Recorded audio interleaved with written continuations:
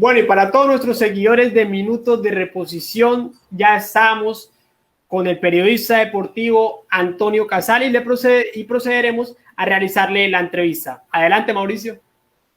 Bueno, Antonio, bienvenido nuevamente al programa Minutos de Reposición. Darle las gracias por aceptarnos esta entrevista. ¿Cómo la ha pasado? ¿Cómo ha estado esta pandemia? Muy bien, muchachos, muchas gracias por la invitación.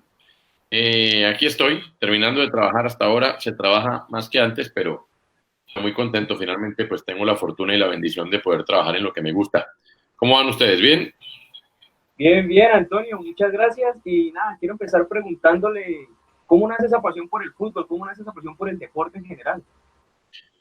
Pues hombre, aunque en mi casa no haya sido muy deportivo, digamos de mi familia directa, sí tengo un tío que era de la Armada y a mí me mandaban a vacaciones, se salían de mí, me mandaban para donde mis primos, eso era en Cartagena, donde estaba en Manzanillo, en la base naval, y allá no hay sino deporte, entonces digamos que crecí entre deportes, fútbol, nadar, bicicleta, y después empecé a jugar tenis, que fue mi deporte junto con el fútbol, y digamos que me gustó mucho, pero paralelo a eso fue naciendo mi amor por la radio, que seguro tuvo que ver con el fútbol.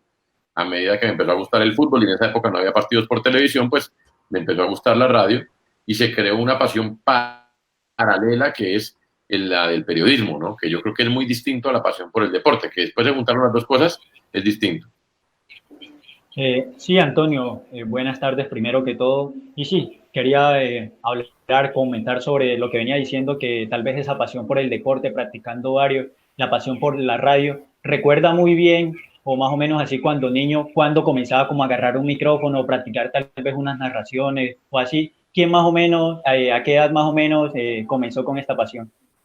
Eduardo, ¿qué tal? No, pues fue para el Mundial del 86, tenía yo 11 años de edad y inclusive por ahí en Caracol se quedó ese cassette, pero había una grabación yo haciendo como Jorge Eliezer Campuzano, que era un narrador muy importante, esa, inclusive él tiene la grabación y me grabé narrando partidos de fútbol, por ahí había la grabación de México, de Dinamarca, Uruguay, y yo hacía la voz comercial y hacía el relato y hacía el comentario y hacía programas por la noche de análisis del mundial con las diferentes voces, en fin, yo jugaba a eso y jugaba a jugar fútbol con recortaba las figuras de los periódicos de los jugadores más importantes de cada partido de la fecha y les ponía papel contact y me tiraba en el piso y los ponía en 4-3-3 a los dispuestos en el tapete, arrancaba los arcos del futbolín, los ponía uno en cada lado y narraba los partidos que eran de 10 minutos cada tiempo y en un cuaderno llevaba las estadísticas y por la noche hacía programas y todas esas cosas. Así que yo creo que esto digamos que en mi caso viene conmigo, viene de fábrica. Antonio, ¿en qué momento tal vez de la adolescencia decidió meterse de lleno en el periodismo deportivo? Pues digamos que yo desde que era niño lo tenía muy claro, que yo quería llegar a hacer esto. Después en la adolescencia quise ser tenista por un tiempo, porque jugaba realmente en serio.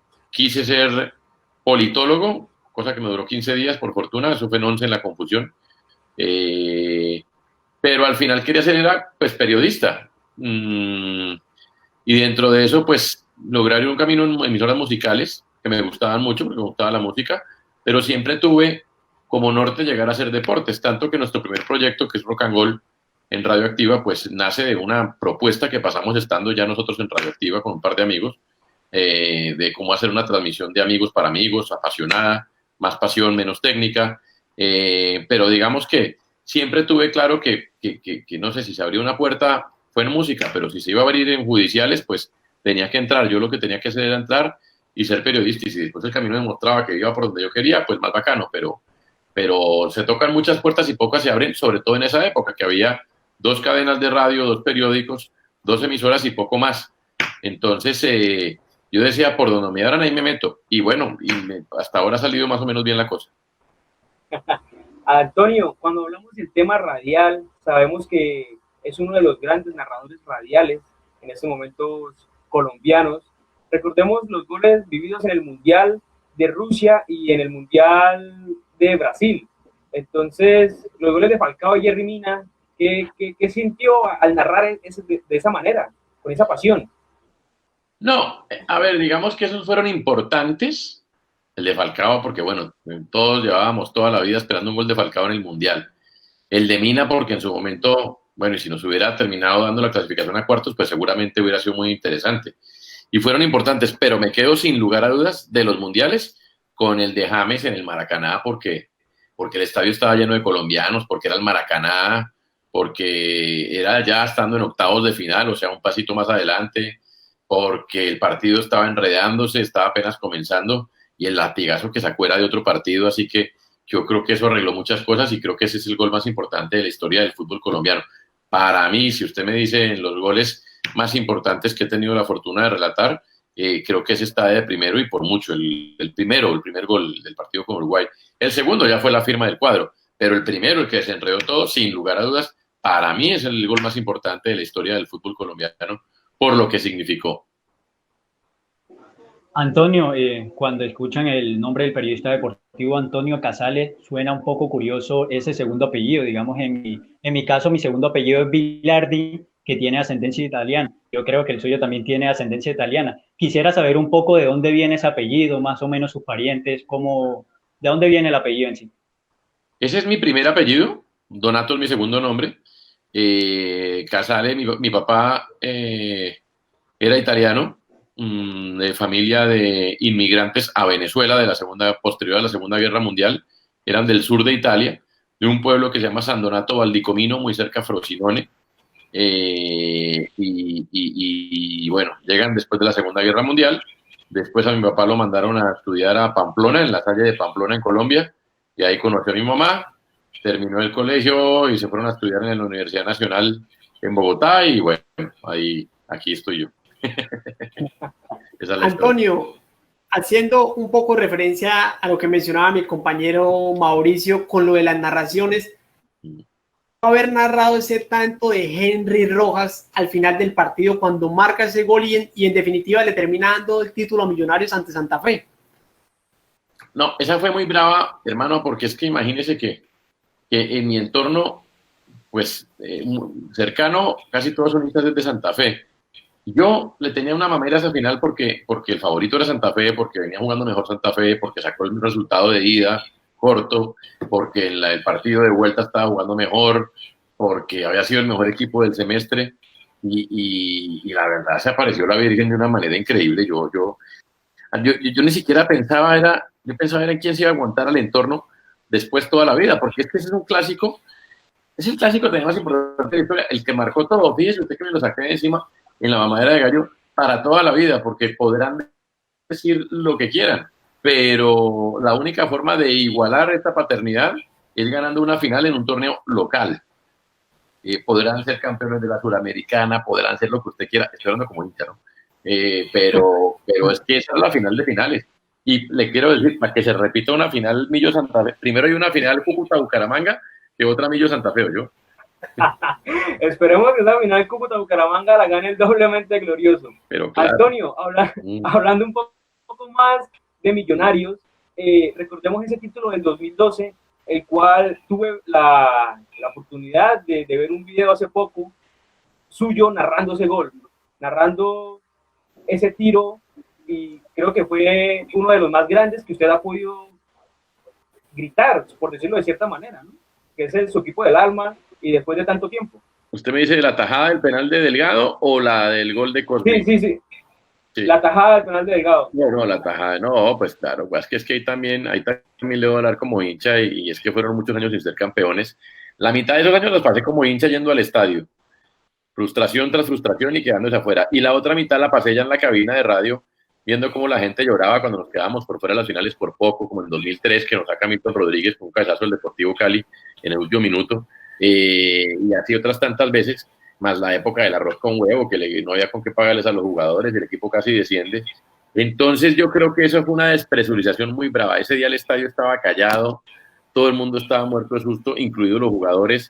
Es más, y creo que se apareció la Virgen, porque es que en la celebración se hace echar Felipe Pardo, en la celebración del empate del Medellín, porque Medellín estaba para seguir derecho del susto que tenía Millonarios, perdía 1-0 con gol de Cosme, empata Medellín, y en la celebración Felipe Pardo viene a gritarla aquí en Occidental, se gana la segunda amarilla y lo echaron, y ahí se arregló todo, porque ya ahí Medellín firmó los penaltis y Millonarios tomó aire porque Medellín hubiera seguido derecho y bueno, le quiero decir que todavía estaremos pensando en cómo haber ganado eso. Entonces, esa tajada de Delgado sí que significó muchísimo, pero muchísimo para la hinchada de Millonarios, que de alguna manera compartimos con muchos ahí, que algunos que nos quieren, otros no tanto, pero sí se marcó historia ahí, se marcó historia esa y un gol que fue el de Morumbí Zapata en 2007 en la Copa Suramericana en el Morumbí contra Sao Paulo, porque hasta ahí generaciones enteras de hinchas pues no habíamos visto nada de Millonarios, nada, de nada. O sea, llegó el Cúcuta a semifinales de Copa Libertadores antes de que Millonarios se hiciera esos octavos de final de la Copa Suramericana que no son ni siquiera comparables. Pero esa fue la mayor alegría que tuvo una generación entera de Millonarios durante muchos años.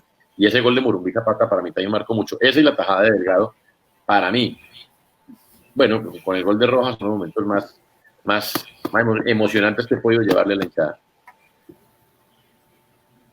Antonio, antes acá de regresar nos está saludando un televidente, César Cañas, dice, un saludo para Antonio con mucho respeto, don hincha de mi Santa Fe. Dice César. Y la Señor.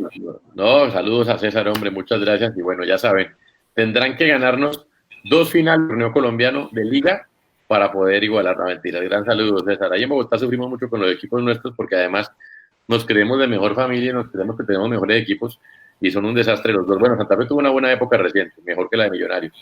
Pero bueno, la cosa ha mejorado con respecto a otros años, pero estamos muy lejos de tener los 2 equipos que merecería la capital. Antonio, hablando un poco de lo que usted decía, que cuando chico recortaba a los jugadores en periódicos y hacía esas estadísticas, tal vez escuchaba mucho la radio, obviamente, en su infancia. ¿Cuáles eran como esos referentes que usted escuchaba en las narraciones de los partidos a nivel de radio? ¿Cuáles eran sus referentes en la narración? En la narración, Jorge Eliezer Campuzano, que le dije ahora que lo imitaba yo cuando estábamos en el 86, había uno que se retiró hace muchos años y que no es muy conocido, que narraba en el Campín para Caracol, que era Hernando Perdomoché.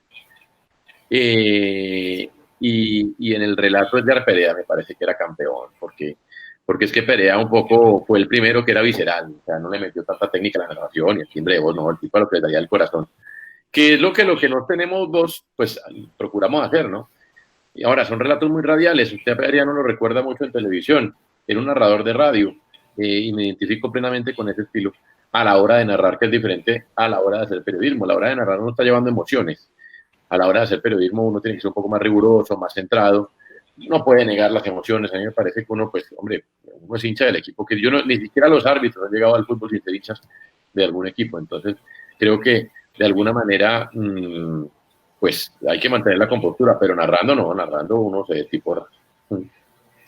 Antes de continuar con mi siguiente pregunta, quiero mencionar que César Cañas, el del comentario, es mi hermano y también quiero mencionar que cuando Henry Rojas anotó ese tanto, lloró, aferrado a su camiseta de Santa Fe, que nunca pasa un partido sin que la esté agarrando, lloró después de ese gol. Antonio, ¿qué piensa de que Juan Manuel Lillo, ex técnico de Millonarios y Atlético Nacional, sea el asistente técnico de Guardiola en el City? Bueno, primero a su hermano un gran saludo, decirle que uno hombre, yo creo que tanto los hinchas de Santa Fe como los de Millos, más que querer ganar esa final, lo que queríamos era no perderla. Les tocó a ellos, pues esa es la vida que hacemos. Pero aquí le abrimos la puerta azul a su hermano, ni más faltaba. Aquí somos buenos tipos, buenos amigos, buenos hinchas, una plaza un poquito más ganadora. De Lillo. No, mire, yo tuve la oportunidad de conocer a Lillo, me parece una extraordinaria persona que sabe muchísimo de fútbol, si quieres, las personas que más he aprendido de fútbol, por no decir que la que más, junto al profe Pinto. Una caja de música. A ver, él ascendió 2 veces al U de Salamanca, de la tercera a la segunda y de la segunda a la primera a los 29 años de edad. Eso es un logro enorme. Dirigió a los Dorados de Sinaloa, no los dejó descender, pero ahí en ningún caso tenía equipos para ser campeón. Con Almería y con Getafe tampoco tenía equipos para ser campeón. Con Millonarios sí, y se quedó por fuera en la semifinal por penaltis contra Junior, que yo sepa los técnicos no cobran penaltis. Y con Nacional no estuvo tan bien la cosa, es un técnico y en Japón tuvo a Iniesta y no quedó campeón. En China acababa de ascender al equipo con el que estaba jugando. Me parece que es un gran maestro del fútbol. Evidentemente los resultados no se le dieron en las 2 o 3 oportunidades que dio el equipo para quedar campeón. Pero aquí no podemos ser tan simplistas de buscar al que es campeón. Al que es campeón y ya, porque pues campeones finalmente hay muchos. A pesar de los pocos que son, hay muchos, pero maestros de verdad hay muy poquitos. Usted habla con el Loco Abreu, que lo entrevistábamos el viernes en radio, con Mayer Candelo, con Fabián Vargas.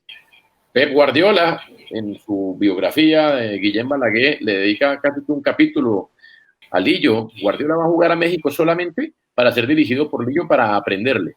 Entonces, yo creo que sí, técnicos ganadores hay muchos, de eso se encargará Guardiola, pero maestros de verdad hay muy poquitos. Yo creo que esos no son tan bien valorados en este mundo. Es una lástima, pero creo que Guardiola lo hace bien y llevando a su maestro a sentarlo al lado. Después, si la vida le da la posibilidad de ser campeón o no, todos pueden ser campeones. ¿Qué hacemos, hermano? El campeón hay uno solo. Y hay unos factores que tienen que ver con la suerte, como por ejemplo la definición por penaltis. ¿Qué tiene que ver un técnico en la definición por penaltis de una semifinal? No tiene que ver absolutamente nada. Entonces, después hubo cambio de dueño, les mataron el equipo, patatín, pero me parece que es un extraordinario entreno. Bueno, un extraordinario conocedor del fútbol. Un directivo que lo contrató y que no era de Millonarios y lo contrató en Colombia, o sea, Nacional, me dijo hace un tiempo: mire, Lillo es la persona que más sabe de fútbol que he conocido en mi vida. Tiene un problema, es absolutamente ausente del resultado, y por eso los jugadores son felices con él, pues porque no, digamos que el resultado lo saca de la ecuación, y efectivamente en la vida de hoy no se puede no sacar el resultado de la ecuación, pero digamos que para el resultado está Guardiola. Pero yo no puedo creer, o sea, yo sí creo que estamos más locos, o están más locos aquí los que desacreditan a Lillo, que lo que puede estar Guardiola llevándolo como refuerzo al Manchester City. Antonio, hablando más sobre Millonarios, ¿qué cree usted que le falta al equipo capitalino para llegar a ser campeón de una Suramericana o una Libertadores? No, hermano. Yo creo que nosotros cada día estamos más lejos, pero no Millonarios, el fútbol colombiano. Ahora vamos a ver cómo queda esto después de la crisis, pero esto se está convirtiendo como en Europa. Los premios de televisión han sido tan jugosos en los últimos años para los equipos que llegan lejos en las copas, que normalmente son los de Argentina y Brasil, que se está abriendo una brecha irreconciliable. O sea, hoy económicamente querer competir en una Copa Libertadores como en 2016 hizo Nacional y la ganó, cada día es más difícil. La brecha entre Flamengo y Nacional es durísima. Ahora imagínense la brecha entre Flamengo y los demás equipos de Colombia. Yo creo que pasarán muchos años antes de que un equipo que no sea argentino o brasilero quede campeón de la Copa Libertadores. En la Sudamericana hay un poquito más de chance. Creo que eso podría llegar a suceder, pero lo mismo, o sea, hay una brecha gigantesca entre, te digo yo, el Sao Paulo o el argentino que quede ahí en la Sudamericana y el colombiano que vaya. Después de eso, en el escenario local colombiano, creo que también hay una brecha grandísima económica entre Nacional y Junior, y Millonarios, América, Medellín, que pueden armar nóminas a pelear uno que otro título, algo así. Y de ahí para abajo ni le digo, cada día más brecha. Antonio, hablando un poco, referenciando lo que decía de Lillo, felicitarlo. Tuve la oportunidad de leer la columna de opinión que hizo de Filosofillo, donde decía muy bien, expresaba lo de que no solo los técnicos ya solo lo fijan por el resultado, pero no la filosofía, lo que sí importa, el conocimiento de fútbol, y por algo lo tuvo que traer Pep Guardiola. Y hablando sobre eso de fútbol europeo, ¿qué piensa de la salida de Wilker Fariñez al Lens de Francia, recordando que era criticado por muchos periodistas y hinchas del fútbol por su estatura, que tal vez no puede llegar jamás a Europa? Yo creo que más allá de la estatura, a ver, Wilker tuvo un buen primer semestre en Millonarios, no como el de Viconis, que fue fundamental en la consecución de la estrella del 17, ya fue 17 o 18. ¿Cómo pasa el tiempo? Sí. Después tuvo un muy mal segundo semestre el año pasado, muy malo, cuando le agarraron la cabeza que se iba para Europa y tal. Y ahorita había arrancado, algunas sí, otras no. Es un muy buen portero. Me parece que todavía le falta terminar de formarse, más allá de la estatura. Yo creo que un buen arquero es buen arquero donde lo pongan. En Europa está lo de sí, que tiene que medir un 85, pero en Francia y en Portugal puede atajar con esa estatura sin problema. Cumple su sueño, asegura su futuro, está muy bien y se va de la puerta de Millonarios sin ser campeón, como la mayoría de porteros que han pasado. Pero por la puerta de Millonarios han pasado arqueros, pues, Sergio Goycochea, Alberto Vivalda, Amadeo Carrizo, Julio Cosi, es decir, arqueros mundialistas y de primer nivel. Yo creo que pues que le vaya bien a Fariñez y que termine de formarse como arquero y que ojalá el papá, que es el empresario, que queriendo hacerlo bien, pues le hace mucho daño porque hombre, es tan ansioso, lo pone ansioso al pelado, pues no le haga daño en el desarrollo de su carrera. Llega un equipo que recién va a ascender, la responsabilidad es no descender y donde se puede mostrar para llegar mucho más lejos. Tiene todas las capacidades. Antonio, aunque... Adelante, Mauricio. No, quería seguir con el tema de los porteros. ¿Qué piensa de la nueva contratación de Millonarios de Cristian Vargas? Hombre, Vargas es un arquero que hoy salió la estadística de que ha atajado apenas 75 partidos en su carrera, que tiene 30 años. Sí, pero fue suplente de Armani toda la vida, ¿no? Entonces, Sí, claro. de Armani. En Bucaramanga lo está haciendo bien, es un portero, digamos que de normal para arriba, tipo Luis Delgado, que puede funcionar. Yo espero que Jefferson Martínez, que me parece un porterazo, pues hombre, con su empresario recapaciten y entiendan que la situación económica del fútbol colombiano pues no da para mucho más, y no creo que él consiga otro lugar donde pueda encontrar la gloria como la podría encontrar en Millonarios. En Millos lo están esperando y creo que quedaría Millos con Jefferson Martínez y con Cristian Vargas para pelear por un puesto al nivel como va a quedar el fútbol colombiano, creo que de una manera digna. Antonio, siguiéndonos, quedando con Millonarios, en este último tiempo, en lo personal, ¿le disgustó la salida de Jorge Luis Pinto de Millonarios? Pues hombre, lo que pasa es que yo ahí soy un poquito subjetivo, tengo una alta estimación por el profe, me enseñó muchísimo esta vaina, sin yo pedírselo, salíamos de un programa que compartíamos en Caracol que se llama Goles y Maestros, y aprendí muchas cosas de él. Creo que en el primer semestre la cosa iba muy bien, algo muy extraño pasó en el partido con América, porque no puede ser que se juegue tan mal al fútbol cuando se venía jugando tan bien, y ahí es cuando uno empieza a dudar de tantas cosas, apuestas, en fin, cosas que pueden suceder. Y pasaron, y se perdió el partido que no se podía perder. El mejor equipo lejos del semestre, pues se quedó sin la posibilidad de ir a la final. Y en el segundo semestre, el equipo empezó a perder partidos 1-0, partidos que se podían ganar, partidos coyunturales que se empezaron a perder 1-0, y ahí se fue yendo la posibilidad de estar en los 8, y cuando la desconfianza se apodera del grupo, pues no hay nada que hacer, y cuando el técnico promete que si queda eliminado se va, pues se tiene que ir. Esa es la vida de los técnicos. Me da mucha lástima porque yo sí esperaba que Pinto se quedara muchos años en Millonarios, la verdad. Antonio, hablando un poco sobre los medios de comunicación, que lo que venía diciendo ahorita, columnista del Espectador y así en la radio, a nivel de cuando habla de fútbol o se puede expresar de cualquier deporte, ¿cuál le apasiona más? ¿La radio, la televisión o la escritura? La radio. Yo soy hombre de radio, animal de radio. Creo que los formatos de televisión deportiva son más radiales. Si ustedes ven, bueno, ustedes lo han, en su universidad lo han debido analizar muchas veces, los programas deportivos pues son de discusión y creo que tienen mucho de radio, pero la radio tiene el poder de hacer que la gente se imagine las cosas. Lo que usted oye es diferente de lo que oyen sus dos compañeros porque usted se está imaginando una cosa totalmente distinta, desde el tipo como la está diciendo, cómo es, cómo está pintando la realidad. En televisión usted lo está viendo. Yo me quedo con la radio 100%, me gusta la televisión y me gusta escribir, me exige mucho escribir, pero creo que escribir lo obliga a uno a leer y escribir es un muy buen ejercicio para después hacer bien radio y hacer bien televisión. Entonces, sin que sea lo que más me apasione, sí me ha servido muchísimo en la adquisición de rigor. Me parece que escribir es fundamental, pero para escribir bien hay que leer también, muy bien. Antonio, hace poco, pues la gran mayoría de mis compañeros tuvimos la oportunidad de ver el partido Colombia versus Alemania en Italia 90, y allí tuve la oportunidad de ver a la Gambetta Estrada, jugador que realmente no había visto jugar, y me parece un tremendo crack. Entonces, quiero hacer la pregunta de ¿con quién se queda usted? ¿Con la Gambetta Estrada o con Arnoldo Iguarán? Oh, también soy subjetivo. Es que la Gambetta, una delantera muy brava. Les juro que ustedes no han visto nada. La delantera de Iguarán por un lado, la Gambetta por el otro lado, y Juan Gilberto Funes como centro delantero, o Wilmar Cabrera, que era un uruguayo que estuvo en 83, eso no. O más adelante en los 80 cuando eran los dos. No. Es que no vieron nada, de verdad. Bastante jugadorazos, pero si me das coger uno, creo que Gambetta todavía era terrícola, y Arnoldo Iguarán, yo es que no he visto uno como Arnoldo Iguarán, un tipo que hacía los 100 metros en 10.3 segundos con la pelota en los pies, una cosa brutal. pero además de todo tenía potencia, hacía goles de cabeza desde fuera del área. No, era un animal que yo creo que nació a destiempo, terminó siendo el más importante de la Copa América del 87, pero ya estaba entrado en años. Pero si Guarán hubiera sido argentino o brasileño, no me cabe la menor duda de que hubiera sido un jugador de la talla de qué sé yo, de Kempes, tranquilamente, de ese talante de Batistuta.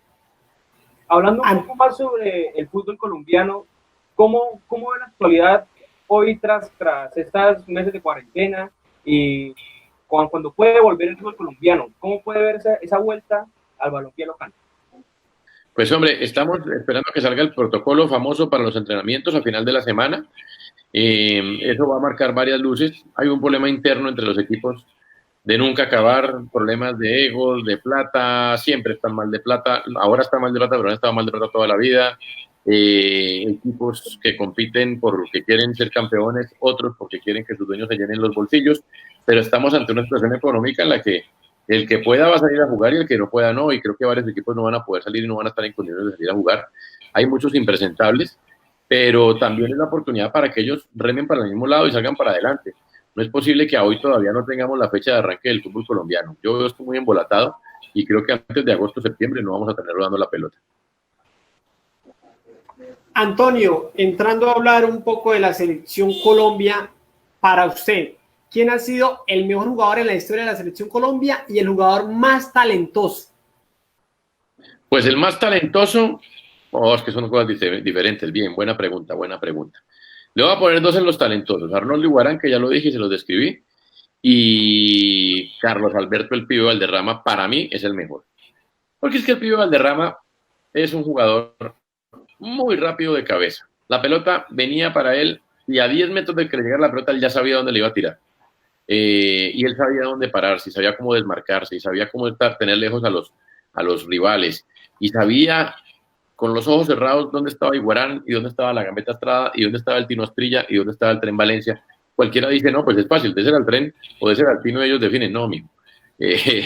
Tanto es verdad que cuando ya no estuvo el Pibe, pues casi que se acabó esa edad del fútbol colombiano. Para mí es el mejor, pero por mucho el Pibe Valderrama. El más talentoso, Arnoldo Iguarán. Ahora en el equipo de 2014 tuvimos muchos talentosos también.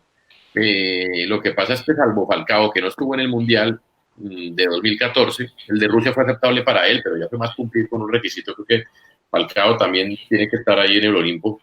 Puede ser el segundo mejor, creo, Falcao. Y James, pero es que James fue un pedacito, todavía le queda, pero fue un pedacito. James nos regaló un Mundial 2014 increíble, con muchísimo talento. Pues fue el goleador y fácilmente alguno puede discutir que fue el mejor jugador del Mundial y por lo menos admite discusión. Pero fue tan poquito, se nos fundió James que bueno, esperamos que vuelva para que la historia diga que sí fue. Pero usted ve toda la carrera de Iguarán, de Falcao o del Pibe Valderrama y toda la carrera no tienen discusión. Antonio, ya para finalizar con esta gran entrevista, ¿qué consejo le daría a todos los comunicadores de información y que sueñan con ser periodistas deportivos para llegar a ser algún día un periodista importante en algún medio de comunicación y sobre todo ser un agente para los siguientes, las nuevas generaciones? Muchachos, sigan, aprovechen que tienen estas posibilidades de hacer programas, de hacer horas de aire, de vuelo. Anteriormente a uno le tocaba hacer las horas de vuelo al aire y si les gustaba a los jefes bien y si no, hasta llegar a su carrera. Traten de tener su propio sello, tengan referentes, pero hagan su propio camino. No solamente el fútbol es el camino, hay nichos inexplorados de otros deportes, fútbol aficionado, cosas de esas, y asegúrense de que lo que les gusta es el periodismo más que el fútbol. Si lo que les gusta es el fútbol, hay oficios afines al fútbol, desde en comunicaciones también, pero dirección técnica, preparación física, marketing deportivo. Si lo que les gusta es el periodismo, y si les aparece una fuente para cubrir, no sé, el periódico, la opinión, de cubriendo sociales, métanse, hermano, que esto es periodismo. Ya después van buscando el camino por el periodismo deportivo, pero el periodista es periodista en general. Bueno, Antonio, déjeme darle las gracias. Muy amable usted por aceptarnos esta entrevista. Gracias a todas las personas que están conectadas en estos momentos. Seguiremos más adelante con otro flash informativo. Muchas gracias, Antonio. Nos despedimos con un fuerte abrazo desde la ciudad de Cúcuta. Espero y siga pasando una excelente jornada del día de hoy. Nos veremos en un futuro próximo. Muchachos, mil gracias. Desde aquí también de Cúcuta les mando un gran abrazo. que les vaya bien, que se gradúen con éxitos y que les vaya muy bien. Muchas gracias. Chao. Hasta luego. Muchachos, gracias. Hasta luego. Para Antonio, gracias a usted.